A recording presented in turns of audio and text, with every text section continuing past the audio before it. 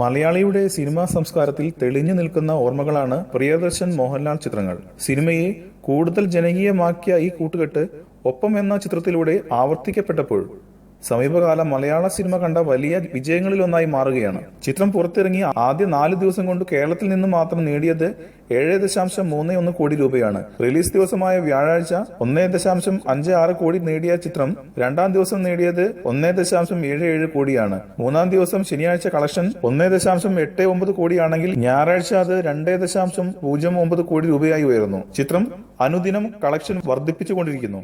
കൊച്ചിയിലെ മൾട്ടിപ്ലക്സുകളിൽ നിന്ന് മാത്രം ഈ മോഹൻലാൽ ചിത്രം സ്വന്തമാക്കിയത് 37 ലക്ഷം രൂപയാണ്. ഒപ്പം കേരളത്തിന് പുറത്തും നല്ല പ്രകടനമാണ് കാഴ്ചവെക്കുന്നത്. റിലീസിംഗ് ദിവസം 15 പ്രദർശനങ്ങൾ മാത്രം ഉണ്ടായിരുന്ന ചെന്നൈയിൽ ചിത്രം ഇപ്പോൾ 23 പ്രദർശനങ്ങളാണ് നടത്തുന്നത്. മോഹൻലാലിന്റെ അത്ഭുതപ്പെടുത്തുന്ന പ്രകടനവും പ്രിയദർശന്റെ സംവിധാന മികവുമാണ് ചിത്രത്തിന്റെ പ്രേക്ഷക പ്രീതിക്ക് കാരണം. ഈ ഓണക്കാലത്ത് തന്നെ കേരളത്തിൽ നിന്ന് മാത്രം 20 കോടിക്ക് മുകളിൽ ഒപ്പം അനായാസേന കളക്ഷൻ നേടുമെന്നാണ് വിലയിരുത്തപ്പെടുന്നത്.